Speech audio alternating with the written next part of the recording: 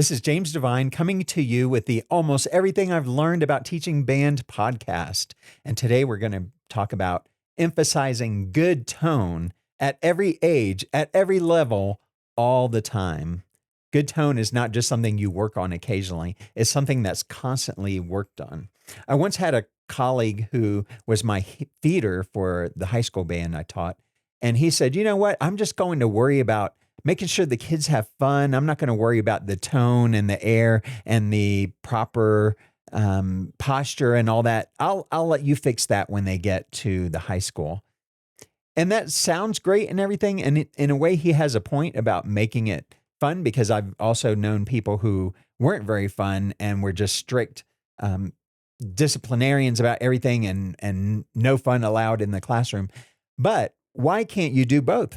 Why can't you make it fun and reinforce all these things? So when he was my feeder, I found myself having to work extra hard because students had developed several years of bad habits that I tried to change. So a couple of things that we can do to emphasize good tone at every age, at every level, all the time. Have the students practice long tones. Remind them that every time they play, we want them to have their tone sound great. Sometimes you might demonstrate great sound for them, or actually very often demonstrate great sound for them. And sometimes you might demonstrate poor tone for them just so they can get it in their ear about what the difference of those sounds is like. As soon as we learn a 5-note scale, I have them play the scale a lot. We'll play the first note and hold it for 4 beats, and the second note. And then we'll go to holding it for 8 beats. And we talk about supporting the sound throughout the cycle. You can also have them match someone across the room. Tell them to look across the room and pick some person they're going to try to listen to, and they're going to focus on that person's sound and try to make it so that that person's sound is not louder than theirs and they're not louder than the person across the room. Another thing you might tell them to do is to stifle a yawn, and this is to help them get their throat and jaw open and ready to play properly. If you've ever been bored in a meeting and you're trying to hold back a yawn, you kind of have this feeling. That's the feeling you want for the openness of playing an instrument properly. You might let them hear recordings of solo instruments. I also like to have students play crescendos and decrescendos. We might take 8 beats, start playing the note as soft as you can, crescendo it to as loud as you can across the tempo of 8 beats, and then decrescendo for 8 beats, reminding them that the double forte does not mean that the sound goes out of control. Most sax players overblow their sound, and you can have them use half as much air, and they'll be able to have a much better sound and fit in with the ensemble sound a lot better. I'll put a link to a video I made called 4 Tips to Prevent Your Saxes from Sounding Like Honking Geese.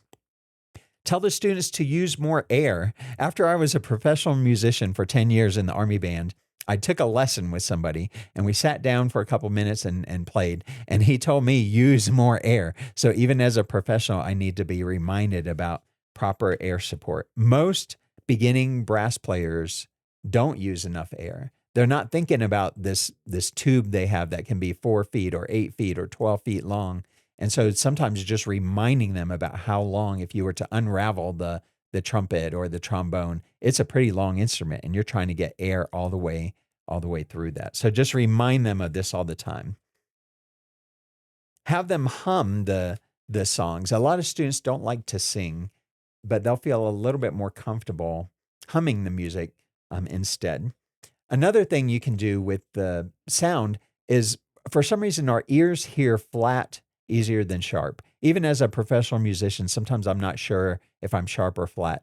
So if you're in doubt, make the instrument bigger. Pull the instrument out, pull the slide out, pull the mouthpiece out. Make the instrument bigger if you're not sure. If it gets worse, then you know you went the wrong way. I find even 6th grade beginners can hear this and tell that there's a difference.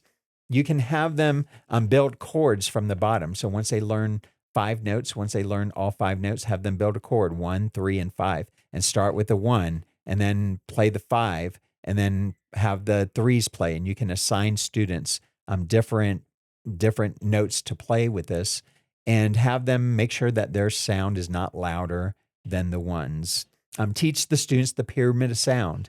I think most of you probably know that pyramid. The low instruments are the tubas and bass clarinets, and they are the bottom part of the pyramid is twice as big and 3 times as big as the top part of the pyramid. Have all the section leaders play, and then add one student in the section to each to match the sound of what the section leaders are doing. And you can start with the section leaders to make sure they're all matching their sound, and then tell the section members to make their sound fit into what the section is doing. You can pick on the low instruments in a positive way. I often will state to the students, if you can't hear the tuba, baritone, bass clarinet, then you're playing too loudly. And sometimes just that reminder to have them listen down will make their sound much more balanced. In fact, my best festival performance ever was at the first school I taught at. I had a very small high school band. We were in the process of building it. I think I had about 16 or 18 students. I had no low brass players at all in the band. I had a lot of woodwind players, but I had this really strong bass clarinet player. And so we were matching the sound to her, and we really worked on trying to get the sound to match. We finished that performance, and a couple of the judges came up and really gave us a lot of accolades on that performance. And they said they hadn't heard that great of a blend in a long time. And that was with zero low brass. I don't recommend having zero low brass, but we were able to do that with no low brass to help us out. Another thing you can do is to play the stereo game. So put out your 2 hands and assign one hand to the low brass and low winds and the other hand to the high brass and the high winds, and have them crescendo or decrescendo as you raise the accompanying hand. And when you get the balance to where you like it, tell them that's the sound we're looking for, and that's what we're aiming for. I hope that these tips for getting a better ensemble sound have helped you. I would like to be your personal coach, and the first coaching call is free. Give me a call at 719-238-4193.